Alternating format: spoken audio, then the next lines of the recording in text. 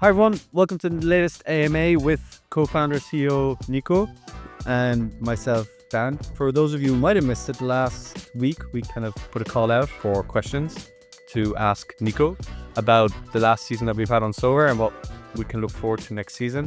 And we received well over 1,000 questions. We've unpacked them, we've analyzed them, and we've kind of broken everything into about 10 key themes based on what was most popular.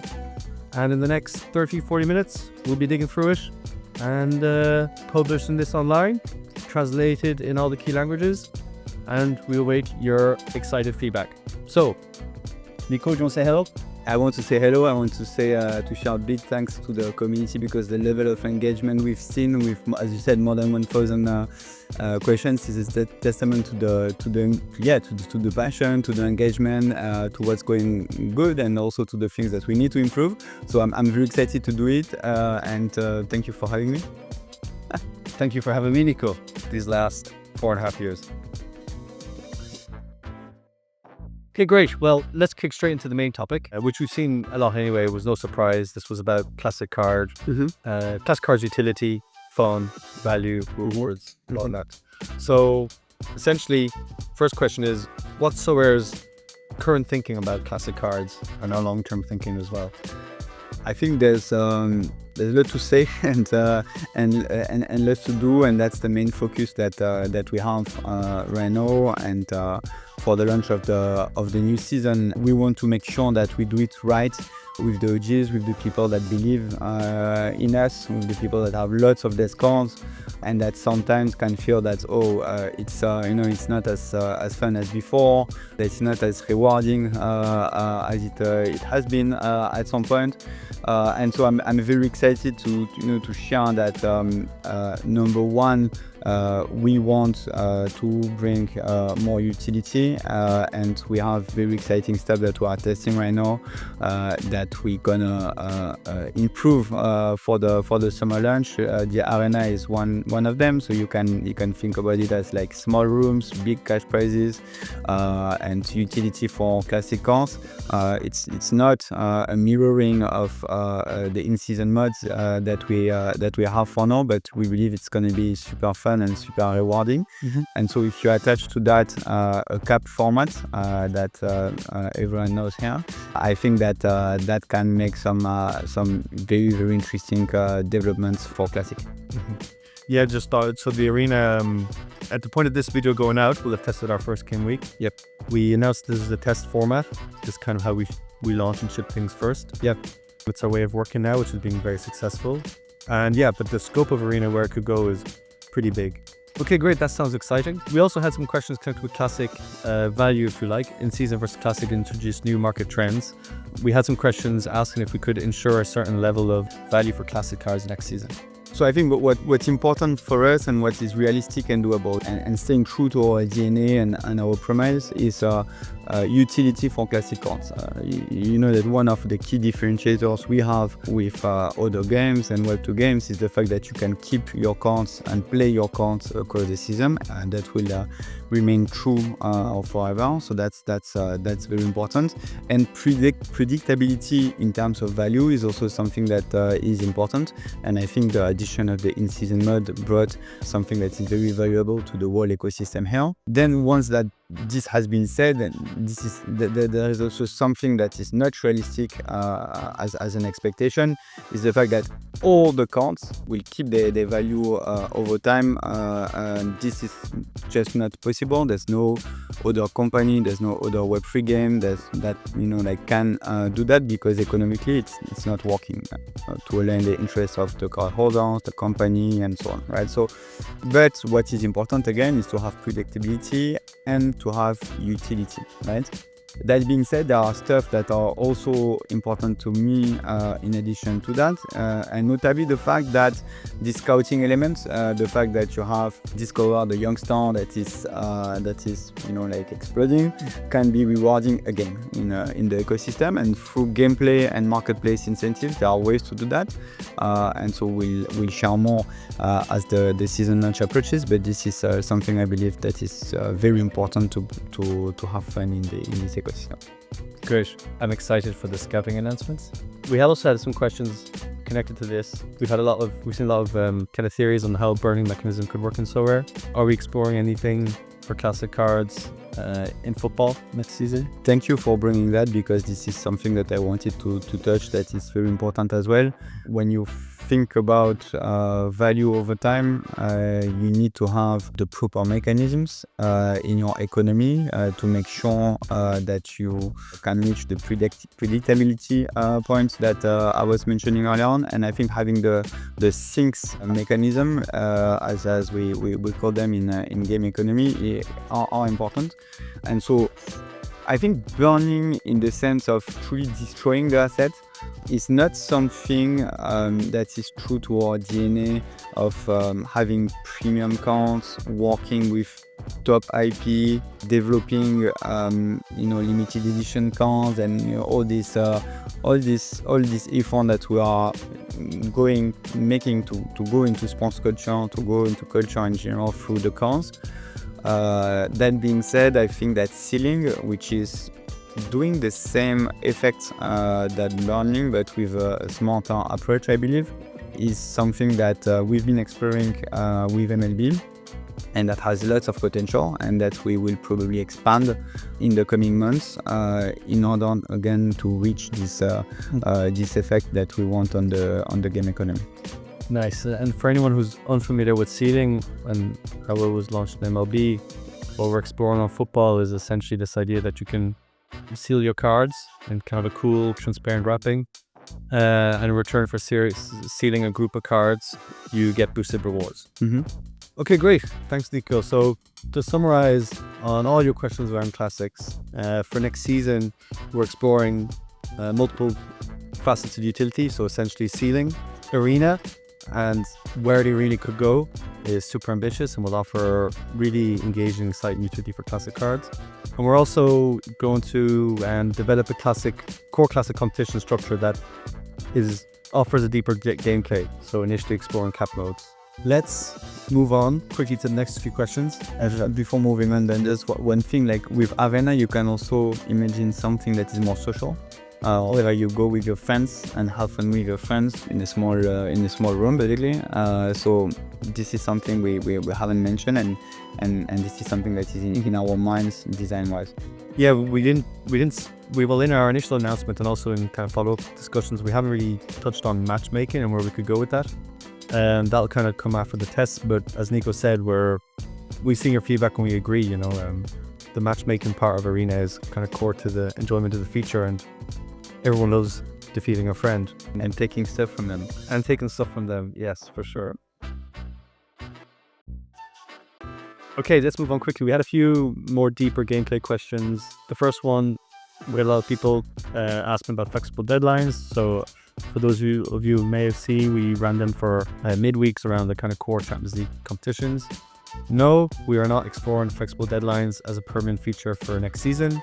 We will only run them for special events, and we're exploring ways in which they could be used for Arena. Mm-hmm. That's it. Next one, we had some questions on SO7 and SO11. Essentially, are we exploring going further than our 5-a-side lineup setup to 7-a-side, 11-a-side? I don't know if there's something you'd like to add on that. Look, I think that this is something that is not going to be core of the launch of the next season. The door is never closed. I think it can be tested as a special events and so on. But yeah, again, not core to the launch of the next season. Yeah, and to add to that as well, like in 11-a-side, so SO11 as we're calling it, would definitely offer a certain level of gameplay depth that a lot of kind of OG users are looking for. But it doesn't necessarily solve our main priorities around Classic, which is utility, fun, but also making it more rewarding in that when you perform really, really well, you get a reward for that. And the systems that we kind of outlined in our 30 seconds ago, do a more immediate and better job of that. Yeah, no, I will add on top of this and teasing some of the stuff that I will share later on, that we will rely more and reward more the community members that are building stuff around us, being side games, side applications, and so on. And I can also imagine, like some games that are built around 11, maybe not directly in our platform. So this is a possibility as well. Cool. And then the final kind of question, which marks kind of the trifecta of the main things we've had in terms of gameplay. It's flexible deadlines, SO11, and DMPs. DMP is a big kind of divisive subject. Not everyone's necessarily aligned on what the solution is.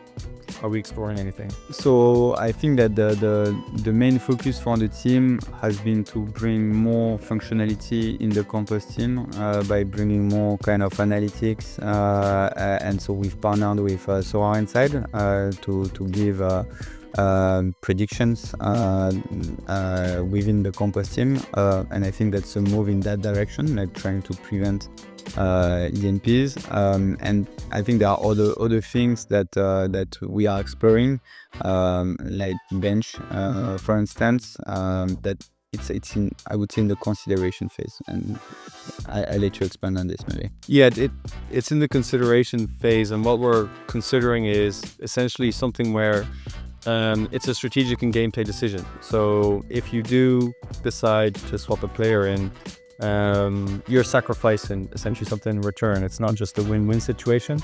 It's like a decision like all managers have to make. What is sure is that I don't want the community to have the burden during the whole weekend, notably those of you, and there's many of you that have many lineups, to feel that it feel like work, like, yeah, you need to log in and you need to make sure that this guy and this lineup, and changing it, like, this is not what you want, because we believe that it would alter the fun elements. So there's a balance that I think we can strike, and keeping on having these exchanges with the community and pushing the limits of game design on that front. I think we will find a good balance. Me too. Amazing, Nico. I'm super excited. I'm sure you are too. Let's move on to rewards and prize pools. We had a lot of questions about that. To summarize what everyone was asked, it was essentially, what have we learned this season? And that's kind of in-season, our first season with in-season and classic structure. What have we learned in terms of our rewards experience and how we've designed them, and what are we going to take into next season? So yeah, I think there are three big elements. Number one, our community loves the beat the game elements. They love something as simple as do this, get that. And that's the reason why thresholds are back. And they're going to be back in a meaningful way, in a way that is rewarding, exciting for the community, and in a way that is also like sustainable, because I know that even our community were thinking that this could not be sustainable, but there are ways to make it both exciting and sustainable, and so that's what we're going to do. And to add to that, essentially it's an exploration of evolution of hot streaks that is in MLS. We're exploring ways in which that hot streaks experience could include multiple leagues. It could also be more social, where you have to hit streaks with friends. Yes. Yeah. So there's a lot that we could do there. Exactly. So that's number one. Number two is that I have seen frustrations about the way we reward, the granularity of the way we reward, meaning that, okay, I'm finishing top 50 or on the 50 on the leaderboard, and I get the same thing as someone in 300 spots. So I think there's our things that we gonna do here that's gonna be well received by our community, and so that's point number two. To add on to granularity as well, it kind of crosses over a little bit with Essence. We're also exploring ways that give you more control on how you craft your essence. So when crafting, you will have certain decisions to make. We'll leave it at that. There'll be more news on that later. That was my third point. Oh, sorry, Nico. I took it out of you. And then I have a fourth point, if you like. Yes. Which is also everything that we touched on in terms of Classic and what we're doing with Classic, that will naturally improve the rewards experience as well. I think most of the feedback we get on rewards and prize pools is actually connected to the Classic competitions, not as much in season. And so things like ceiling, things like arena, and kind of core competition structures that we're exploring will improve this rewards experience. All right, great. Let's move on now to Rivals. So we had a lot of questions about Rivals. Big reason for that is because 2 weeks ago we said farewell to Rivals. I think a lot of people wanted to know in more detail, and from you, why Rivals was removed. Yeah, so I know that it was a game mode that was loved by some of our community members, so this is not a decision. Yeah, as I know, the same for me. I was playing it, so this is not a decision that we've taken lightly. Maybe to put into perspective, like this is a game mode that we've introduced as an attempt to make like a first user experience that was into the Sorare world that was good for potential new users that could then understand like how to play Sorare Pro and evolve, right? And the conclusion was that this was not working in the sense of like we were not converting enough of the new free users into users that would understand and graduate basically to a pro user, and that was also adding for them some form of complexity because they would jump in and see different gameplays and so on. So it was too far from a core DNA of having the count of the center at the center of the gameplay, and too far from the Sorare Pro experience, right? So at the same time, we've also learned a lot about things that the community loves in terms of gameplay. I know that tactics were loved in this game mode, that the daily component where you can be rewarded on a daily basis was also loved, and I think that there's our stuff that you will see in some form, like being digested and introduced in slightly different ways. So there's again lots of learnings, but at the same time, like not a fit with at the end our overall objectives. And yeah, I think that was that's a high level summary, and yeah, I'm sure I can expand on that. Yeah, I can. Another question we had under that umbrella is a lot of users were asking, well, why don't you just keep it running? It was so much fun, and I was a pro customer, but Rivals kept me engaged and so on a daily basis. There's value for you there. Of course, there's value. It's a matter of focus and the quality of what we want to deliver to the community. Yeah. And I think it's not possible at some point to just keep on adding first, because you are adding complexity to the overall platform for everyone, and number two, like you are reducing the focus that you have as a company, and so you put at risk the quality of what you deliver, right? So I think that's as simple as that. And this is not to say that this like maybe won't be recycled at some point by some team somewhere. As I said earlier on, like we're gonna do a big community effort to support and reward the people that are building stuff around us, which is like something that's going to be important later on this year. And so there's maybe some elements of it that are gonna be revived in some forms. And I guess to add on in terms of what we could reapply to Rivals to kind of what we're building in Pro, we're exploring essentially a daily loop. So we're really happy with what we're doing with game weeks. Game week missions will go much further in terms of what you'll get on a game week basis, and also the rewards you could get. And likewise, Daily Picker, this is very much a V1, so there will be big evolutions with Daily Picker, so that essentially you come in on a Saturday, say you're a bit disappointed with your game week lineup so far, you come in on a Saturday, there's a game that you're excited to, there might be a daily mission there for you. And also, everyone loves tactics. We're also exploring ways in which we can bring tactics to these daily missions. So yeah, there's still a lot to happen.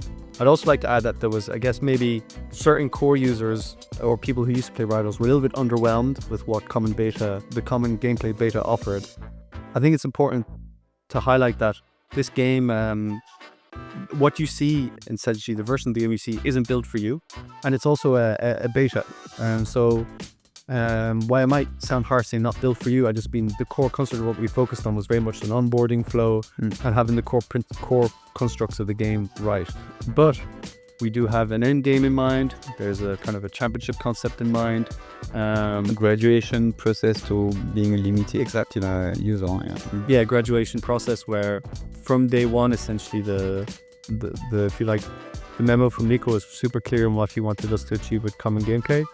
And so what you've seen is the core features, but there's a whole journey mapped out from sign up to get into limited. And if you're happy in the common gameplay, we have a foundation there as well to monetize users who just want to stay within that environment. Exactly. No, I think that there's lots of course, user research and data that went into this.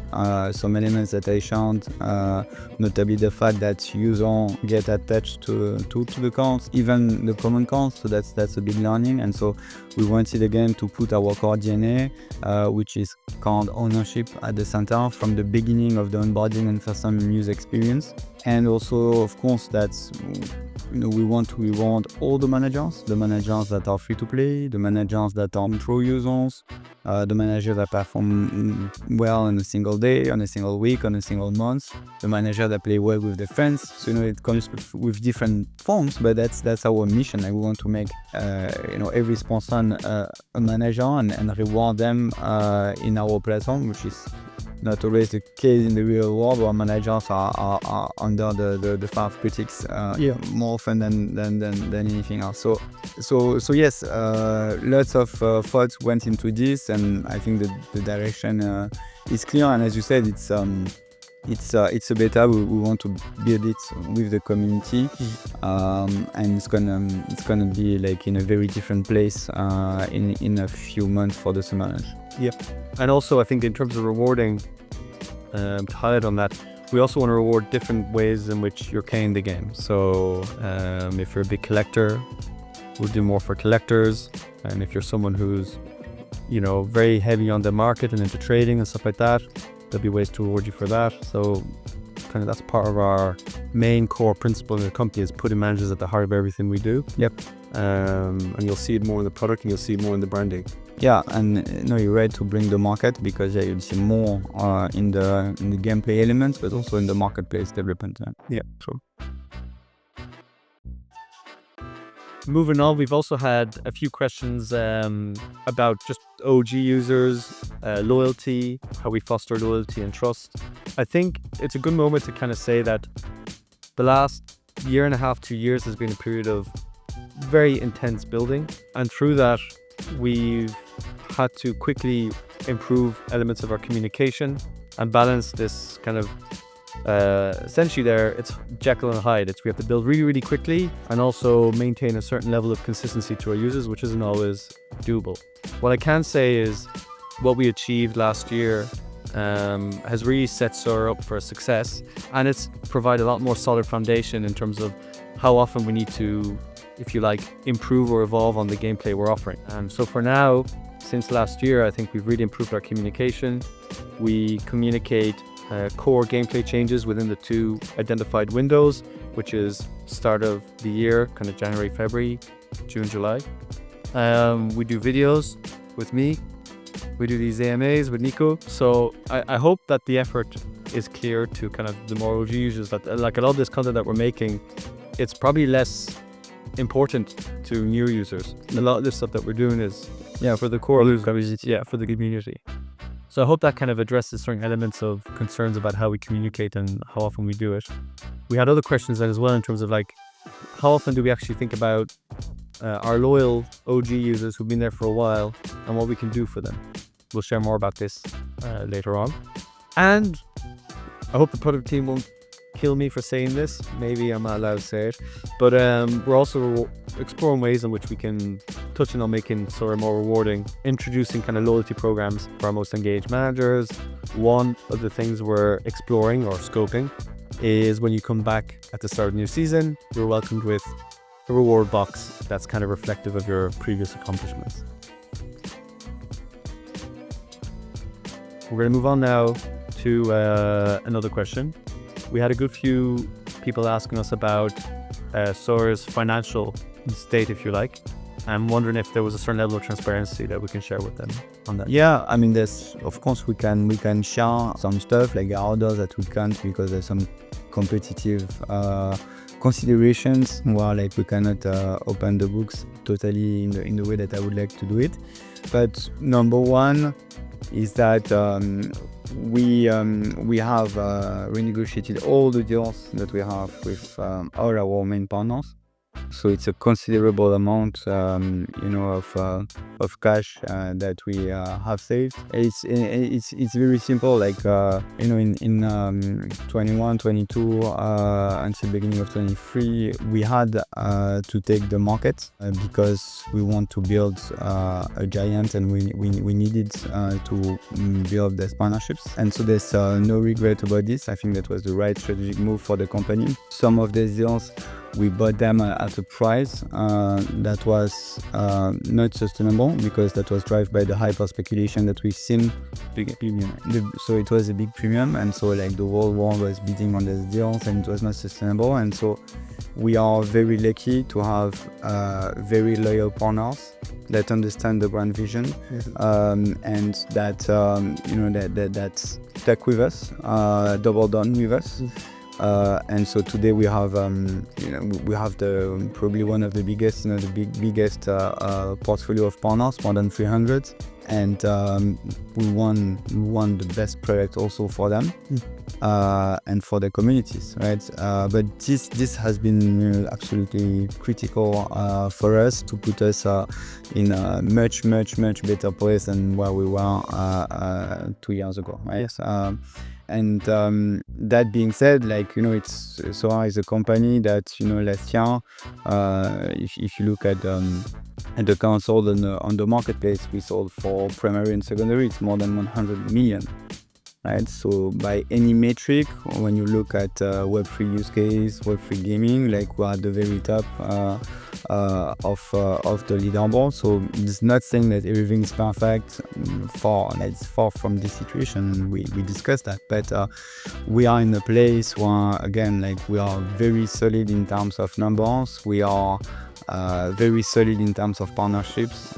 We are very solid in terms of overall cost base because of all the effort that went into this. And so now we are fully focused on cross. We're going to be way bolder than what we've been because we're in a position to do it. Both because we have a new gameplay after the pivot last year that is scalable and sustainable, and the right foundations. And so I'm very excited about this. Cool. But when you were listing all the things that we're in a great position for, you forgot to mention the employees and me in particular. But I'm sure that's... We have the best, but like that's that's you do the question and answer, so like that's where you're the best. I'm sure I'll take some heat for that one. Okay, cool. Let's move on to the next question. Okay, well, you touched on it briefly. Any updates on licensing in terms of more new partners, new leagues? Of course, we have a few prospects that we are discussing with that hopefully we will announce in the coming weeks or months for the season launch. Job is never done until like all the top leagues are fully included in the platform, right? And so we're working hard for the community because that's what matters, and we know that matters to you guys. And so yeah, there's no announcement that I can do today, but there's and just be sure that there's lots of work to bring the properties, some of the properties that are missing, and we're hard at work for that. Yeah, essentially yes, but no, can't tell it, can't share things. Yeah, it's private. So moving on as well, we had a few questions about legal and regulatory issues. Essentially, this has been ongoing because, well, everyone's read the communications that's come out on it. We've always approached this, but people are kind of more asking if there's an update or anything that's changed that we want to share. So there's I'm not sure it's an update, but I can with my words like share where my head is at when it comes to that topic. Yes. Number one, from the first day, we've been a company that has proactively approached regulators, had a very we want to be the good guys, and I think that's the way you scale a company. For sure. And it's important for the community as well that there's protections for them. So we've been again like that is something that took a lot of my time and the team's time to make sure that we have the right frameworks everywhere. That being said, there are situations that are different regarding the geographies. When you look at the UK's, whatever we think about what the administration is doing at a high level, there's one thing that is beneficial for the overall crypto space is that they are taking it very seriously, and they are trying to build frameworks that are flexible for innovators like us, category creators, to grow big time. And so this is something that we would benefit. So that's the US. Then you can look into France and hopefully Europe at some point, and this is very positive here because we had a new law that has been voted some time ago. No, the decrees are being it's in the final works. Yep. And so I believe that we are getting very close to have something that is the right balance between protection for our community and flexibility for us as a company to grow. Yeah. This is something that for everyone is going to be very, very important. Because once you have this framework in place, then this is something that can help other gaming studios, even Web2 and so on, to come build, right? Exactly, and to build Web2 games. And I know there are many of them that they are looking at ways to get in, but they are waiting for a framework. So I think it's overall beneficial for the space. Hopefully this is something that will be adopted elsewhere in Europe. And then there's the last geography, which is the UK. Yeah. Well, here, I'm gonna, there's no major updates, but again, I can share with the community how I think about that specific situation. Yeah. Number one, we strongly believe that, we have nothing to do with gambling anyone, but there in particular. Right? We believe number two that our case is very, very solid. Yeah. So we very much look forward, to have the judge in the next few months, share his decision. In any case, we will keep on operating in the UK, and again, we are very confident about this specific situation. Great. That kind of addresses all the different types of questions we had within that challenging section, if you like. I think we're pretty close to wrapping up now. Yep. Thank you in case we don't get to say thank you at the end, thank you in advance. How do you feel about this season as a whole, and could you summarize your thoughts on how you feel about next season? To be frank, I've never felt as optimistic as today for the launch of the upcoming season. It has not been linear for us. The community knows it. I think that's the fate of any innovator or category creator, and in particular in the Web3 space. I mean, when you look at some of the trajectories, look at Solana, for instance. Look at the trajectory of this blockchain, of this community. They were there and then there and then there and so on. So it's a long process with up and downs, but yeah, very excited because of the foundations that we have, and so it comes with various shapes. So I mentioned regulation, I mentioned partnerships, I mentioned gameplay after the pivot and game economy. We mentioned the team and the quality of the team that we have. So that's all very, very strong foundations that we can build on top of it.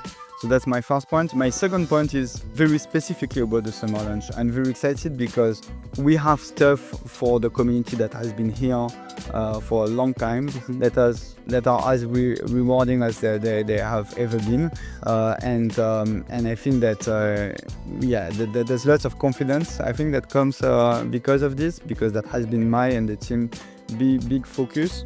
And there's also for new users, something in the simplicity of the onboarding first time user experience that we've never had, and that's going to be live for the summer launch. So that's very, very encouraging. And the last point is kind of maybe cherry on the cake, I would say. I've been spending a lot of time seeing how we can better leverage our crypto Web3 DNA. And there are many, many ways we can do it. So there's going to be a series of announcements, I would say, in the coming months about this. But I want to make sure that, number one, we can use that strategy to reward our existing and the people that believe in us in terms of managers. Number two, be much more visible in this whole ecosystem. And I think it's not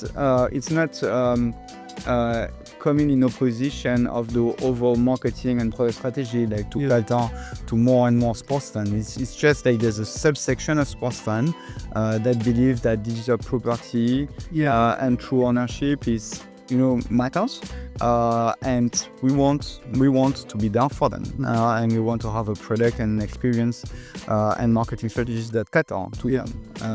So I think that's the second point, and the third point is that being open and being on the public blockchain is also something that's going to help us to develop our ecosystem around us. So that's kind of the community play, and we already have I think it's 8 projects that are built around us, being side applications or side games, and we want to support them better with our crypto partner, and we want to make sure that they have all the resources to build experiences both for the marketplace and for the gameplay. That's going to boost our volume, our transactions. That's going to bring also more utility, more fun for our community and for our managers. Yeah, so I think maybe to summarize as well, having the foundations in place, because so much of last season was really focused on getting the new in-season model right. Yep. But we have that year behind us, and so we have room to be super, super optimistic about next season because we've got those foundations in place. And so anything else on top is exactly the cream, the cherry. Exactly. And it allows us to do things that these are conversations that we had back in year one, about how we could build this kind of community ecosystem with like multiple games inside the This vision has been here, and it's funny because I was looking at the decks for the first fundraising back in 19 and the subsequent one, and it's crazy to see how we stuck to the exact same ideas and vision, like to enable everyone to become a manager and be rewarded for that on a game where you truly own your items and can keep them across the season. So we stuck with that. It's just that, of course, you need time to deploy the vision, in particular when you're creating a new category, and know that we have this new foundation in terms of gameplay. Like, we're gonna grow big time on top of this strong foundations, and it's very exciting times. Great. Well, is there anything else you want to add before I sign off? No, I just want, again, I started with that and I will end with that, to thank the community for the engagement, for the passion, for the time. I know that not everything, again, has been perfect in terms of execution. We're exploring new territories, so we are not looking at playbooks from another company. We're not copying anyone. We are creating our own journey, our own adventure, and it's fascinating, and that comes with some hurdles, of course. But at the end of the day, I'm waking up, you're waking up, everyone in this office is waking up for you guys, for the community, for the managers, and I will put my full heart and my full passion until we get to this full vision and to the level of experience that you dream of and that we dream of. That's pretty good. put that on a poster. That's a good wrap up. Thank you. I'd like to also thank you, everyone, for their questions. That's it for the Nico AMA. For now, we'll obviously do plenty more. And then coming up after this, so this was just kind of an appetizer of what to expect this summer. In early June, we'll have kind of our first big gameplay update so that you can prepare for the new season. And then from there, we'll have another rollout, which will share the launch schedule for when we're going to be launching our cards and how. And of course, summer is always packed with football at Sorare. We eat, sleep football all the time. So if you're a bit sad that the seasons are ending on the European side, we've got MLS, we've got K-League, we've got J-League, we've got South American clubs, and we also got an exciting little club competition happening in the middle of the summer. So you'll see plenty of us. Stick around, and hope you enjoyed.